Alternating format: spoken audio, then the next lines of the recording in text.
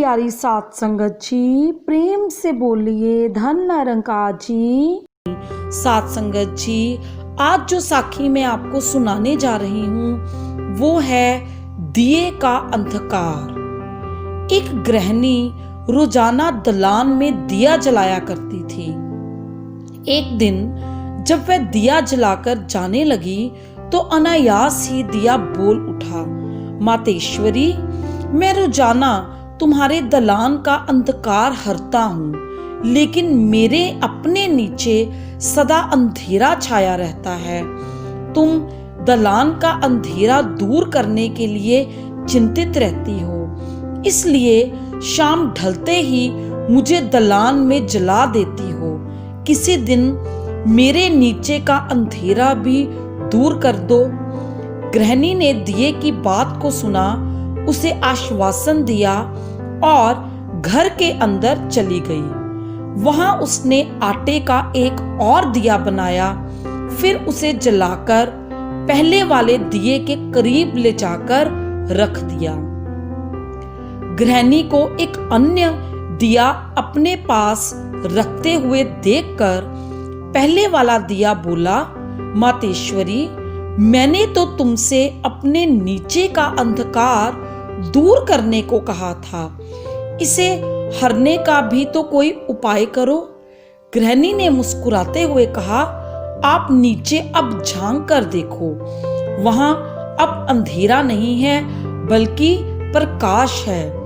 दिए ने झटपट अपने नीचे झांका, आज वहां भी प्रकाश था। वह कृतज्ञ नजरों से गृहिणी की ओर देखने लगा। गृहिणी ने मृदुल मुस्कान के साथ कहा, अकेला दिया अपने नीचे के अंधकार को नहीं हर सकता, लेकिन जब पास ही अन्य दिए जल उठें तो वे सब एक दूसरे के नीचे के अंधकार को हर लेते हैं। यही है सत्संग की महिमा। इसलिए सात संगत जी, महात्मा संतों की संगत करने की प्रेरणा देते हैं। दुनिया का मार्गदर्शन करने वाले महात्मा भी संतों के सत्संग में आकर ही अपने अनदेखे अनजाने दोषों से छुटकारा पाने में सफल होते हैं। सात संगत जी, एक और छोटी सी कहानी आपको बताती हूँ।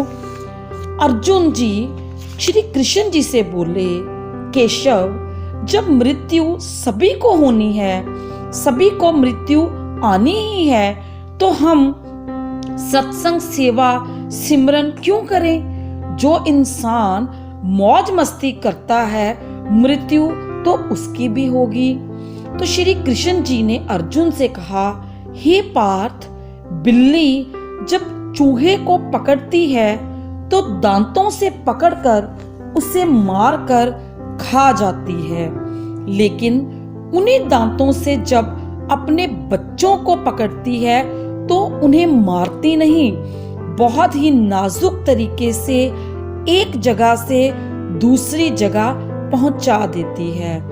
दांत भी वही हैं, मुंह भी वही है, पर परिणाम अलग अलग। ठीक उसी प्रकार मृत्यु भी सभी की होगी, पर एक प्रभु के धाम में और दूसरा 84 के चक्कर में। तो सात संगत जी, ये है सत्संग सेवा और सिमरन करने की महिमा।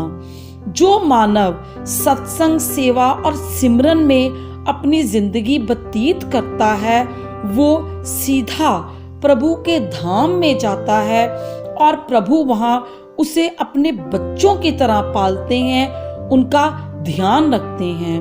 और जो मानव बुरे कर्मों में लगा रहता है और इस जीवन में सिर्फ मौज और मस्ती को ही महत्व देता है, वो फिर से 84 के चक्कर में पड़ जाता है। तो इसलिए सात संगत जी, जरूरी है कि वक्त रहते ही हम इस जीवन के सही उद्देश्य को समझें। इस जीवन का सही उद्देश्य सिर्फ कर्म कांडों में इसको व्यतीत करना नहीं है, बल्कि उस ईश्वर के बनाए हुए भलाई के रास्ते में चलकर अच्छे कर्म करके इस मानव जीवन को और भी सुंदर और सुखमय बनाना है। तभी इस जीवन लीला की समाप्ति के बाद हम सीधा प्रभु के धाम को प्राप्त कर सकते हैं। आज की साखी में साथ संगत जी बस इतना ही। प्रेम से बोलिए धन निरंकार जी।